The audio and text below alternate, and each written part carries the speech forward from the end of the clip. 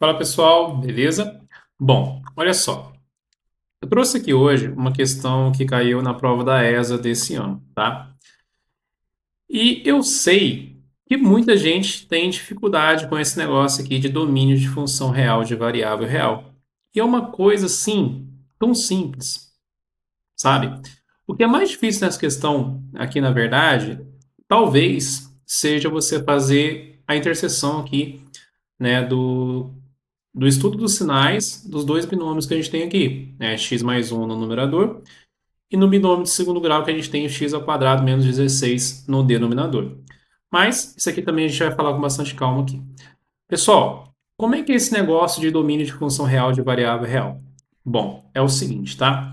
Quando a gente tem uma função e essa função não vem explícito o conjunto domínio e o conjunto contradomínio, geralmente a gente assume que o domínio é os reais e o contradomínio é os reais, beleza?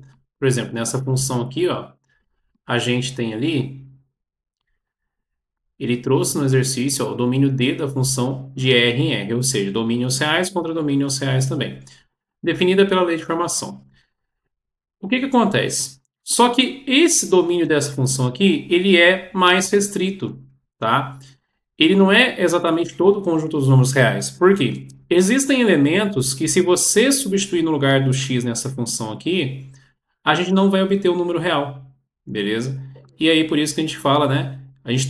A questão pergunta qual que é o domínio dessa função aqui, ok?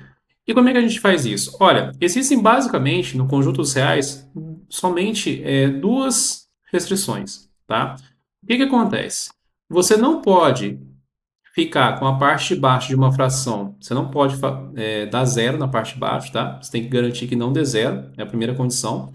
E a segunda é dentro de uma raiz quadrada, a gente, né, ou uma raiz de índice par, tá? A gente não tem raiz de índice par de números negativos no conjunto dos reais, ok? Então, basicamente, eu vou te dar dois exemplos aqui. Vamos supor que a gente tem assim, uma função f de x igual a 1 sobre x mais 1. O que que a gente vai escrever aqui para a gente calcular o domínio? A gente vai dizer que a parte de baixo, x mais 1, tem que ser diferente de zero. E aí a gente vai encontrar que x é diferente de menos 1, ok? Bom, qual que é o domínio? O domínio de f é x que pertence aos reais, tal que x diferente de menos 1, beleza? Essa aqui seria a primeira situação. A segunda situação é quando a gente tem uma raiz, tá? Então, por exemplo, g de x igual a raiz quadrada de x menos 2.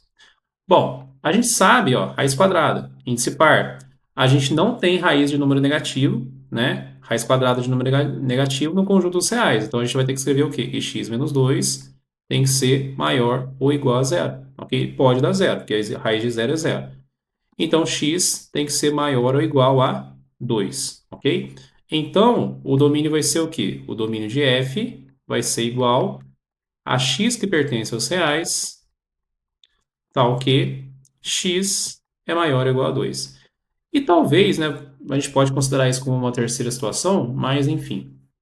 Acontece às vezes de você ter essa raiz na parte de baixo, tá? De uma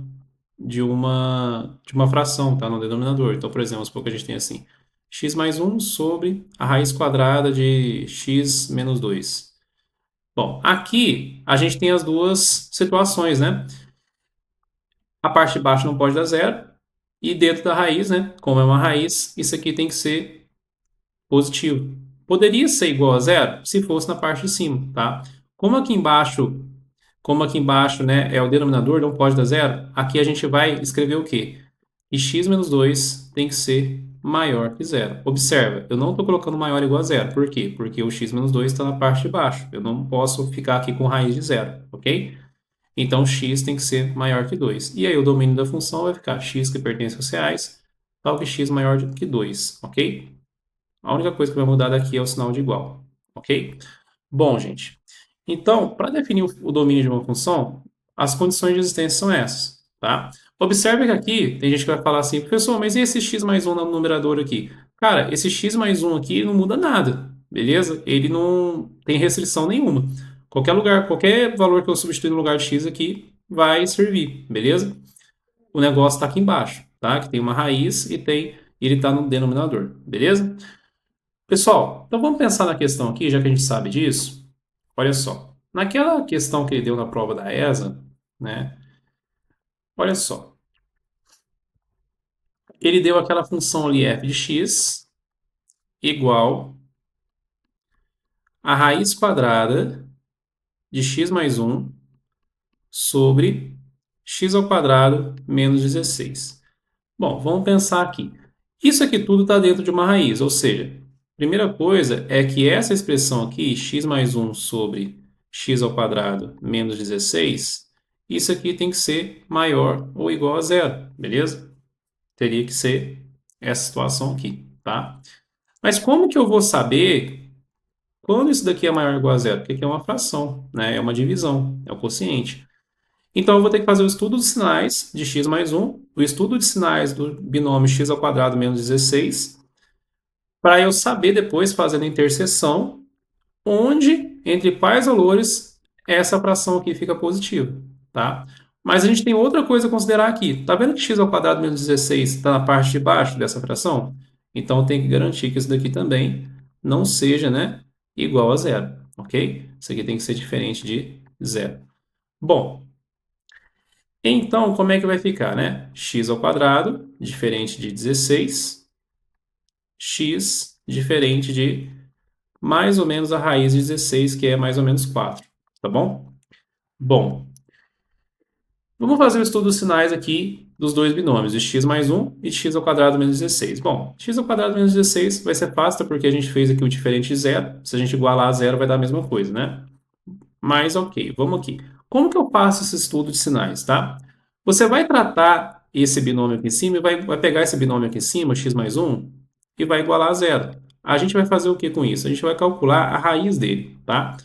Então, x vai ser igual a menos 1. Essa aqui é a raiz desse binômio aqui em cima.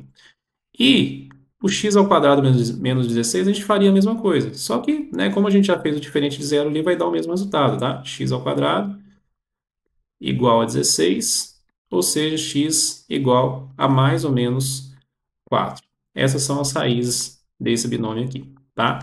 Pessoal, eu vou pegar cada um desses binômios aqui e vou colocar, né, essas raízes em uma reta, tá? Então, vou colocar aqui. Esse aqui seria do primeiro binômio, no numerador.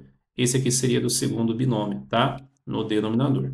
Eu vou chamar aqui para facilitar, tá? Esse aqui de S1, esse aqui de S2. Bom, o S1, o que que a gente tem? A gente tem aqui uma raiz que é menos 1. Vou colocar ela mais ou menos aqui, ó. Ok? A gente vai fazer o estudo dos sinais desse binômio x mais 1. Como é que eu faço isso? Cara, tem várias formas de fazer isso, tá? Mas eu acho que a forma mais fácil é você pensar isso aqui como se fosse uma função do primeiro grau, tá? Ou seja, se isso aqui fosse uma função, olha só, o coeficiente, imagina assim, ó, f de x igual a x mais 1. Se isso aqui fosse uma função, o coeficiente a é positivo, logo a função ficaria crescente, beleza? Então, eu posso colocar aquilo ali, né, para eu fazer o estudo dos sinais, de forma que, como se fosse uma função para fazer isso, tá? Para ficar mais fácil. Então, eu vou fazer aqui, ó, essa reta, ok? Passando assim, e observa. Tá vendo que depois do menos 1, essa função, ó, ela fica, o gráfico aqui dessa reta, ela fica acima desse eixo amarelo que a gente fez, ou seja, ela fica positiva, tá? Então aqui é positivo, beleza? E atrás tá ficando abaixo do eixo, então é negativa. Então olha só, depois do menos 1, esse binômio x mais 1 é positivo, antes é negativo. E professor, o x pode assumir o valor de menos 1? Pode, não tem problema nenhum, porque esse x mais 1 está no numerador da fração. Então, se zerar a parte de cima, não tem problema, tá? Não tem problema. O que não pode é zerar a parte de baixo. Então, esse aqui é o estudo dos sinais desse binômio x mais 1, ok? Aí tem outras formas também. Tem gente que decora aqui, né? Que Para frente da raiz é o mesmo sinal de A, para trás da raiz é o sinal contrário de A. Mas eu acho que a forma mais fácil de pensar é imaginando que fosse uma função do primeiro grau. Da mesma forma como a gente faz com aquele binômio do segundo grau ali, a gente vai imaginar que é uma função do segundo grau, tá? Então, olha só, vou colocar aqui o S2. E aí, a gente tem duas raízes, é o menos 4, né? Vou colocar mais para cá aqui, e o 4, beleza? Vou colocar mais para cá aqui. Pessoal, vamos pensar isso aqui como se fosse uma função do segundo grau, tá? Vou colocar assim, g de x igual a x ao quadrado menos 16. Cara, se isso aqui fosse, né, uma função mesmo, isso aqui teria como cavidade voltada para baixo, porque o valor de a é positivo, tá? Então, a função, como que ela ficaria aqui no gráfico, né? Ela ficaria assim, ó.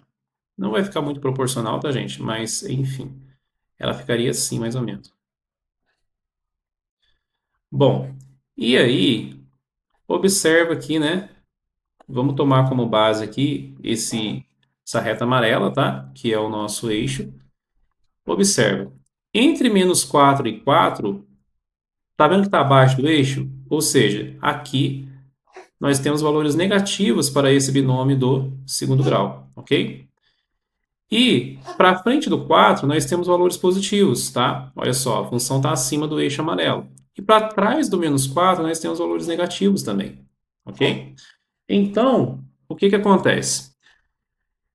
Agora nós já sabemos como que se comportam os sinais dos dois binômios, daquele binômio ali em cima, x mais 1, do primeiro grau, e desse binômio do segundo grau aqui embaixo, tá? O que que eu vou fazer agora? Eu vou fazer a interseção dos dois, tá? E aí a gente vai conseguir encontrar onde que aquela fração fica positiva ou negativa, tá?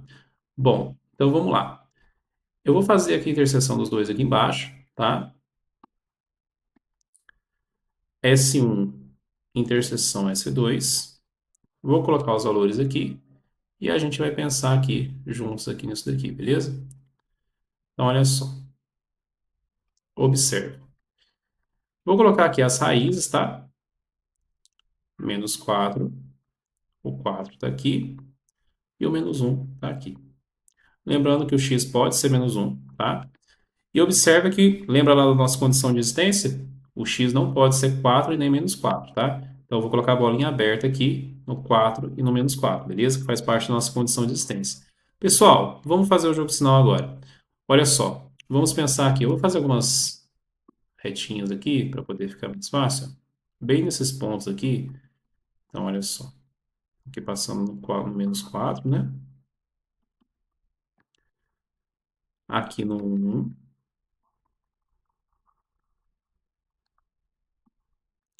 E aqui também no 4. Beleza. Bom, vamos lá.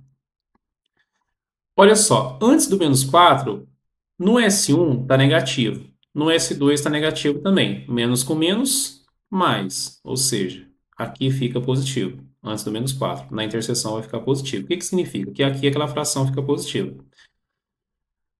Entre o menos 4 e o menos 1, no S1 está negativo.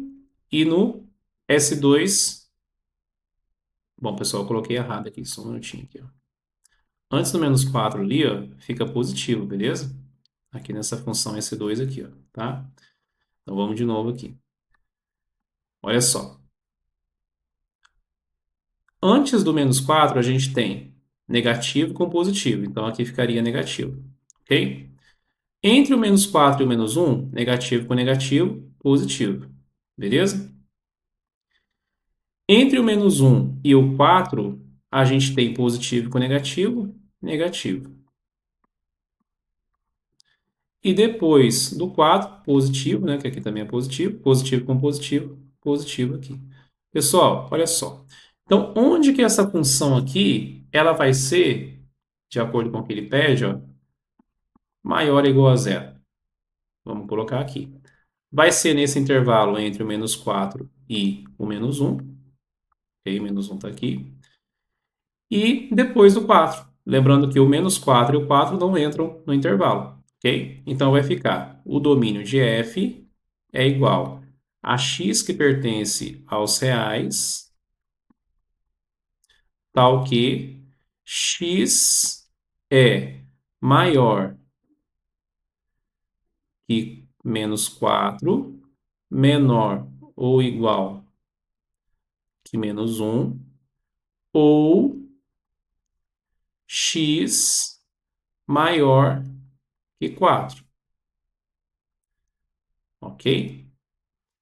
Então, esse aqui é o domínio da função f, tá? Então, observa, x maior que menos 4, menor ou igual a menos 1, ou x maior que 4. Pessoal, na questão, olha o que eu falei. Eu falei ou, tá? Na questão ele está colocando o e, tá? Rigorosamente falando, deveria ser ou, tá? Mas enfim, vamos assumir que tá tudo bem aqui, é só um rigor matemático isso. Tá ok, tá? Vamos marcar aqui a opção da letra I, ok? Essa seria a resposta da nossa questão, tá bom? Bom, é isso, tá? Eu vou trazer mais vídeos aqui sobre esse negócio de domínio de função real de variável real, para vocês entenderem um pouco melhor isso aqui, trazer alguns exemplos, tá? Para vocês conseguirem de fato dominar, entender por que é esse negócio de jogo de sinal, de estudo de sinal, tá?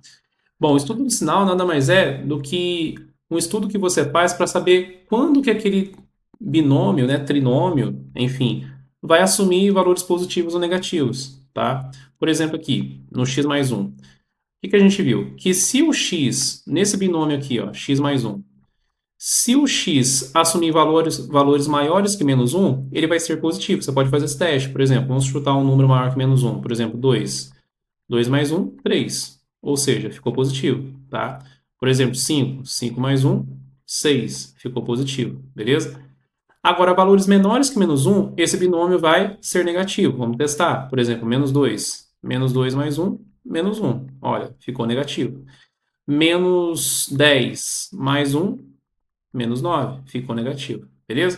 Então, o estudo dos sinais é isso, é saber quando aquele binômio, trinômio, enfim, seja o polinômio que for, vai ficar positivo ou vai ficar negativo. E aí a gente faz a interseção desses dois para saber quando que aquela expressão vai assumir valores positivos ou negativos, ok? Se você tiver alguma dúvida, tiver alguma sugestão, já coloca nos comentários, tá? Já segue no canal e forte abraço para todo mundo aí, beleza?